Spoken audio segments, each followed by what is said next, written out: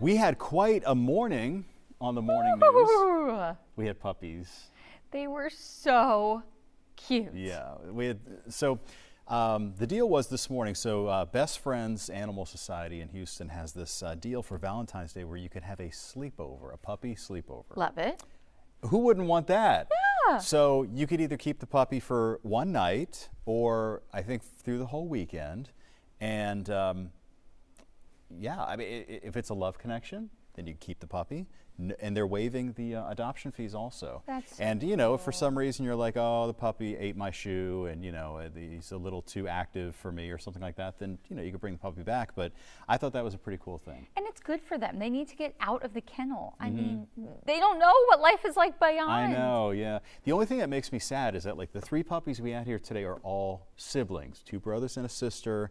And so I said, gosh, you know, it'd be so sad to separate them. I know. You know, so. But if they all get adopted in Houston. Maybe, yeah, then maybe they could, meetup. yeah. Then they could have like a meetup, yeah. They were so cute. But there was one, I don't know if you guys were watching, but you could kind of hear dogs barking in the background because they were in the hallway. And the one that was barking, Sally had, and he was just whimpering like into her mic. It was so cute. The whole time. That was, let's see, one was called Mika, one was called Mike. And then, gosh, hers was Marky, was his name. And he was, the whole time, like that. Just snuggling up. Yeah. Oh, they were so cute. So it was like, it was like a puppy kind of day here. And you need puppy snuggles when it's cold out. Yes, and it is. It's really chilly out there. So let's get into it with a quick look at weather before we get to a couple of pretty cool stories that I think you're going to find interesting. I didn't mean to show you this. Why is it queued up to this? I must have been napping when I put that together. Okay, here we go. So the sun is out. Yes. And I looked out the window. I said, okay. Well, I wonder how much it's going to warm things up. Not much. Not at all. No. 45. No. It's very windy too. Yeah. 17. That's miles per hour. So 17 to 22 mile per hour winds gives us that dreaded wind chill factor. Feels like value in the 30s. Even feels like it's below freezing up there to the north and west. At least it's feeling better than the 20s this morning. Yeah, that wind chill was down to I think like 23 or 22 or something. The temperature right now in Dallas is 28. Earlier this morning, their wind chill, I don't know what it is now, but the wind chill was 12. What? So yeah, pretty rough for them. And then up here in this part of the country, northern tier of the country, the wind chill, actually it's a whole lot better now. Look, Fargo is minus 30 on the wind chill. It was worse than that this morning, like 38 degrees below zero, something like that. How? I don't know how in the world you live like that. I mean, we remember Houston shut down for a few inches of snow. Yep. And they have feet of snow probably. And I was just begging for mercy from the temperatures that were, in the 20s and 30s. So this system out there in California is bringing the risk for flooding and mudslides and just the whole, just terrible. And then that system is going to move in our direction coming up on Saturday. And this was a little bit surprising. The Weather Service, at least at this point, Storm Prediction Center has us at a little bit of that elevated risk for seeing severe weather on Saturday. I do have the Futurecast here running behind it, the graph model, which is not showing much, but just something to keep in mind there for your plans on Saturday. It looks like rain, but at this point, I guess we'll have to keep an eye out for seeing some severe storms. This will get updated later. We'll see if maybe it stays the same, but for right now, that is what the experts at the Storm Prediction Center are telling us. So highs in the 50s for this afternoon. Lows tonight will be dropping down probably into the 40s. And then for your Valentine's Day, some passing showers there with high temperatures kind of variable, most likely right around 60. So we'll check out that 7-day here coming up for you in just a few minutes. I had that graphic prepared of the wind. Yeah. And I think it's in the show and I forgot to hit play. Maybe during the package we'll come back because, I found this cool graphic that's going to lead into Heather Sullivan's story, and I think I just flaked on getting it set up. I mean, it's in there. I just didn't click on it. Well, you can go grab it. Yeah, I'm going to go click on it. Okay, so basically we're talking about how obviously it's blustery today, but nothing compared to what we see during a hurricane, during a derecho. And so our very own Heather Sullivan is doing a story on some houses that are built to actually withstand some of these crazy weather disasters that we've been seeing. So, okay, so here's a look. Let's go back to the graphics. Let's go back to the graphics. So here's the deal. So I wanted to demonstrate, because we're going to hear about like a super house here coming up here in just a moment. But when we look at the hurricane categories, you know, how do homes, you know, stand up to these different types of winds? So, you know, category 1 wind, usually the house is not really all that damaged. You'll have obviously trees down. Yes. That's the biggest, you know, power lines and trees. But not generally serious damage to the house strictly from the wind. Obviously debris and fallen trees. It gets a little bit more concerning when you get up to category 2 status, which basically is kind of what we had with Beryl, you know, category 2 type winds. And then heading into category 3, if you're along the coastline, it's much more of a threat from flooding, which this house that we're going to learn about also can resist. And here's where it gets really scary once you get up into these, you know, category 4 and 5. I mean, it can potentially level the house. That's if you have a regular house. Yes. But Not Heather a cool Sullivan house. was telling us about something that's a little bit different. A concrete house. And it was interesting when we were watching one of her live shots this morning. She said, yeah, and in the basement. And I'm like, they don't have basements here. But maybe she just meant 2-story house. Oh, I didn't hear her say that. Yeah. Oh, well, So we'll see. I'll probably learn a little bit too from Heather's segment. So here's a look at this extremely strong concrete house. After seeing so many homes devastated by fire in Los Angeles, and of course, we are accustomed to seeing homes damaged by hurricanes and tornadoes here in the Southeast, we want to talk about how homes can be built in the future to be much sturdier to withstand disasters. So we're talking about homes built with concrete, and I'm here with the CEO of Everlasting Homes, Frank Brossier. Thanks so much for being with us. Thank you for having me. Yeah, so first, just explain to me the concept of this is a home made of concrete. That's right. That's right. So the way it works, we're using a system called SCIP, Structural Concrete Insulated Panel. This one is made by RSG 3D. So this technology exists for about 40 years in Europe, South America, and I mean pretty much everywhere in the world. It's made of 5-inch of insulation, the foam that goes in the middle. That's what provides the insulation of the entire structure. And then you've got a galvanized mesh on both sides, and those mesh are connected with little trusses, so that it gives it, you know, a very sturdy panel. The panel is 4 feet wide up to the length that you need for your house. Then we apply a shotcrete or a concrete, 1.5 inches on both sides, so that gives you an 8-inch wall. That has 3 inches of concrete, so it's like half the weight of a typical concrete structure.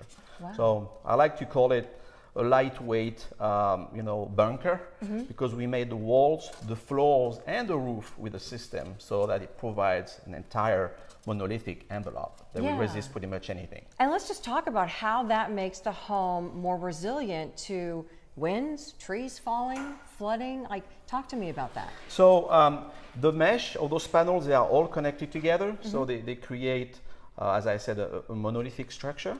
And when you apply that concrete, so it's a special concrete, and when you run the simulations, those houses can resist 200 miles per hour wind.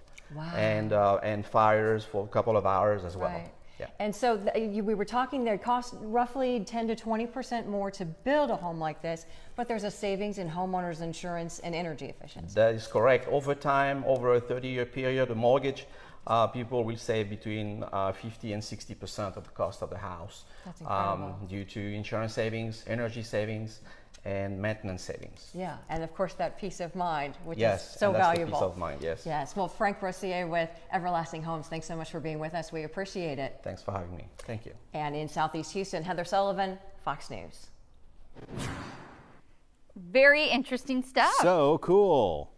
All right, so you know we always have to bring you an update whenever we get one on Sonny and Butch, the 2 astronauts who have been stranded on the International Space Station since last June. Jeez. Remember, they're supposed to be up there for 8 days, starting last June. Now they're going to be able to come home, hopefully very soon.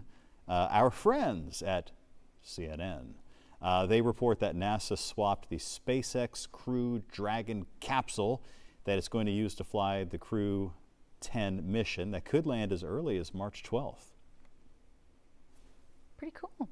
I mean, that's 2 weeks sooner After 8 months, like 2 weeks sooner, like does that really make that much of a difference? This poor woman is losing her bone mass. That's what they said. Yeah, she's getting weak and she's losing her bone mass. So yeah, Butch and Sunny, they've been stuck on there now for like 8 months. Because Boeing, who's been not having a very good couple of years, the Boeing Starliner suffered malfunctions following its first crewed mission. Not good. No. We did have a professor on last week, and I understood what he was saying. I think Melissa was interviewing him. What he was saying was, there's nothing dangerous happening here. Astronauts stay up there in space. It's not unprecedented. We've had people that are up there for over a year at a time, and his opinion was kind of like, this is not a big deal. And I'm like, I don't know, I think it kind of is. It's a big deal. Yeah, like if you think you have the mindset, your family, you're just mentally, everything, you think you're going to be up there for a week, and then you're up there for 8 months. To me, maybe scientifically, historically, engineering-wise, it's not unprecedented, no, but it is still a pretty traumatic thing. Yeah, and it's just frustrating because who was it? Starliner or whatever, they couldn't get their act together. Like, it's not because no, let's stay, we want to stay. It's like, no, we have no other option. Like or Boeing, the capsule that you made, the Boeing capsule, that Starliner or whatever, broke. They had some sort of a helium leak. And so it was unreliable. And then, so then they were asking Elon Musk to basically save them.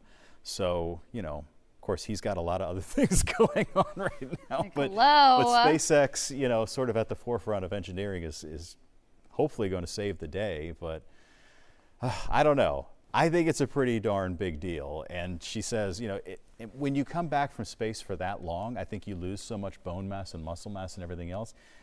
It takes you a really, really long time to kind of regain your movement and everything else. Good thing I'm never going to have to worry about that. I'm not going up there. No, I'm not going up there either. No, thanks. I don't get on the roller coasters at the rodeo.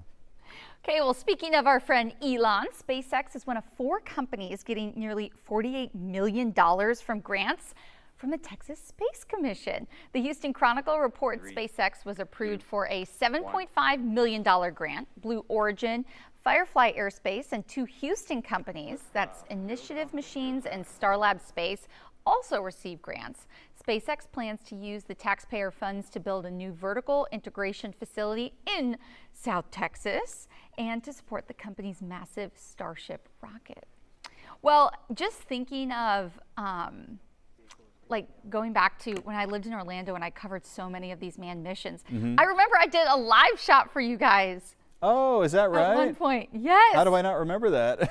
It was, I'm trying to think of when it was, but I remember the anchors, it must have been Melissa. Yeah. I don't think Delon was here yet, like specifically asking me something, and I was like, I had no idea that was going on. And I was like, yeah, because I was just there covering the weather, like not necessarily like what's going on with the launch. Yeah. I was just like, oh my gosh, I blew it.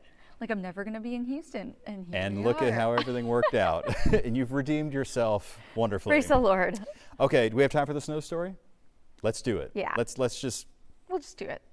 Play chicken with the clock here. Okay, so millions across the country are bracing for heavy snow, frigid temperatures, as we kind of showed you a moment ago. 3 different weather systems are going to be streaking across the country. The first major storm hit the mid-Atlantic yesterday or earlier this week, and more of that is ahead for the rest of the week. Let's check in with reporter Kennedy Hayes for the story. I'm excited for the snow days. Hopefully I don't have school tomorrow. Heavy snow wallops the nation's capital, creating a messy commute home for millions. It's the first of 3 winter storms forecast to sweep across the nation this week, impacting multiple states. What's your plan?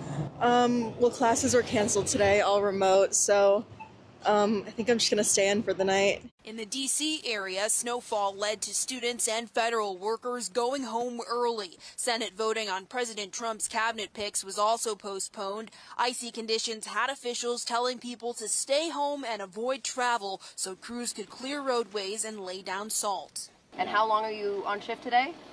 As long as it takes. We're here until the roads are cleared. until it's wet pavement. In Virginia, where the governor declared a state of emergency, freezing rain is expected. Schools and government offices were closed. Up to 10 inches of snow is expected in some parts of the state, including ice accumulations of up to a ½ inch, stoking worries of possible power outages. What's good about it, as far as what the snow is concerned, good money. Good money. Meanwhile, a separate storm is moving into an area stretching from Kansas to the Great Lakes. Heavy snow and dangerous cold is expected to start Wednesday. I had no idea it was even supposed to snow tomorrow, but honestly, if it's going to be this cold, it might as well snow. Dang, I don't want it to snow. That's a bummer. It makes it harder for me to get to class because I walk and it takes longer. Here in Madison, snow totals could reach up to 8 inches by the end of the week. Temperatures are not expected to climb over the 20s. In Wisconsin, Kennedy Hayes, Fox News. Thank you, Kennedy. Okay, guys, we'll be right back after this break.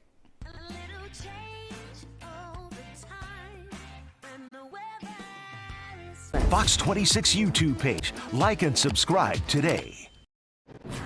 Thanks for joining us on Forecasting with Friends. I'm Fox 26 meteorologist Ramisha Shea, and today we're going to talk about our 4 types of precipitation. We've got rain, we've got freezing rain, we've got sleet, and we also have snowfall. You may have wondered, why do we get rain when we get rain, and what causes the rain to switch to freezing rain, sleet, and snow? Well, it all has to do with the temperatures in the atmosphere. As you go higher up in the atmosphere, the temperature right around the surface, and basically depending on that temperature, that will determine whether you end up getting the rain, the freezing rain, the sleet, or the snow. Now notice with this graphic with snow, you generally have the temperature below freezing from the base of the cloud all the way down to the surface. For the sleet, you've got the snow falling into a layer of warmer air, and then there's a thicker layer of colder air below freezing that the precipitation goes through. So basically you'll have the snow that melts to rain, it kind of refreezes, turns into ice pellets, and then it hits the ground as the sleet, or those ice pellets that we know so well. All right, as far as the freezing rain, you have the snow falling through a thick layer of warm air above freezing, and then you've got a very thin layer of air below freezing right around the surface or close to the surface. So you'll have that snow melt to rain, and then once that rain hits the surface, it freezes on contact, and that creates that dangerous freezing rain where it is almost impossible at times to drive on that freezing rain and really keep control of your car. Finally, with rain, you have snow that falls from the base of the cloud high up in the atmosphere. It falls through a very thick layer of warm air above freezing, and that layer of warm air above freezing goes all the way to the surface, and that is when we have what we call rain. So breaking down that precip type known as rain, like I said, that snow melts to rain in a deep layer of warm air that extends to the surface. So you'll see that very thick layer of that above freezing air, and that allows that snow to melt high up in the atmosphere and turn to rain, and it remains rain all the way down to the ground. As far as freezing rain is concerned, that's when the snow melts to rain in a warm layer above the surface, then freezes upon contact with the cold surface, and that is when you get all of that ice accumulating on roads, on your house, on your car. So yeah, that is definitely one that you want to try to avoid driving in. That ice storm, of course, is the most dangerous condition to deal with out of the 4 types of precipitation. So the sleet. The sleet happens when you have the snow melting in that warm layer above the surface and then refreezing into ice pellets in a cold layer above the surface. So you've got the snow falling from the base of the cloud, it melts, and then it refreezes and turns into those ice pellets that hit the ground. So the sleet, a little bit easier to drive in than the ice, but still not the best conditions. All right, as far as the snow is concerned, that snow remains snow due to that freezing layer extending from the cloud base all the way down to the ground, and that is when we get the snowfall, when you have that layer of air from top to bottom in the atmosphere below freezing. All right, now how about driving in these conditions? It can be very difficult to drive in all 4 of these. So for the road conditions being wet, when you have the rain coming down, you always want to remember to turn your headlights on, avoid cruise control, slow down to avoid hydroplaning, do not slam the brakes if hydroplaning, keep a safe distance from the car ahead of you. Now what about if you're stuck driving in icy conditions? I'm glad I'm not having to do that because, of course, that is not a good scenario. Try to avoid travel, in my opinion, if at all possible, if the roads are icy. But if you have to get out there, reduce your speed, avoid sudden stops, and if sliding, turn wheels in the same direction and avoid hills or steep inclines. All right, let's talk about driving in the sleet. Road condition will be icy, slushy. You want to reduce your speed, avoid driving if at all possible, avoid sudden stops. If sliding, turn wheels in the same direction and avoid hills or steep inclines. Finally, if you're driving in snow, at least you can get a little bit of traction, but it's still going to be difficult driving. You want to try to accelerate and decelerate slowly, reduce your speed. Notice that's basically a trend in all of these. Slow things down when driving in rain, freezing rain, sleet, or snow. Avoid locking up your brakes, don't power up those hills, and don't stop when going up a hill. So doing these things may save you getting in an accident, but of course if you're dealing with sleet, with ice especially, try to avoid travel. But if you're talking about the rain and you have to get out there, make sure to slow things down, try to increase the distance between your vehicle and vehicles around you, and just take it easy because driving in all four of these can be a mess. It can be a hazard, so stay safe out there. And of course we will continue to track your conditions, but we want you to be safe and try to give you a heads up when things are going bad. So just make sure to keep checking in with us, and we'll continue forecasting with friends just for you. Welcome back, friends. Welcome back, everybody. So it's going to be windy and chilly out there today. I got to be honest with you, I haven't been outside. I looked outside. I thought about going outside, but I didn't go outside. But it is definitely very chilly and breezy out there. And then tonight will be cool. Tomorrow's a tough one as far as how much rain we're going to see. The models are a little mixed. It's probably going to be light. Saturday is also a tough one because, you know, like the models are not really showing anything too terrible, but there's a chance that we catch the tail end of this big system in California, and maybe, especially since we're going to be so warm, you know, a chance that maybe we could get a couple of strong storms. And then we got a couple of cold mornings. I mean, so people, you know, some people were asking, you know, when we were 85 every day. Yeah. So we're done, right? No more freezing temperatures. No. Like, well, hold on, it's February. I know. That was the problem working on Groundhog Day because, you know, he said it's going to be 6 more weeks of winter. But at the time, we were in the stretch of 85 degrees. And I was like, I can give you guys through like the middle of February. Yeah. But don't ask me what's going to happen 5 weeks from now, you know. So the last day of rodeo, Mike, what are we thinking? It's like, and just so, ask you know, me in a month. People do ask us that too. Like, you know, hey, we're going to do something on March the 7th. You know, is it going to rain? Yeah. It's like, I don't know what to tell you right now. You tell me, please. It's like, come back to us about a week before. We'll get you covered. All right, well, that'll do it for this edition of Forecasting with Friends. Tomorrow is Furry Friends Friday, and we got a bunch. In fact, there's even a bunch that I have to remember to pull. There's other ones that we have like a treasure trove that we save for every Friday. It's so good. Golden retrievers, seals. Yep. You guys are not going to want to miss it. So have a good day. Stay warm. We'll see you tomorrow.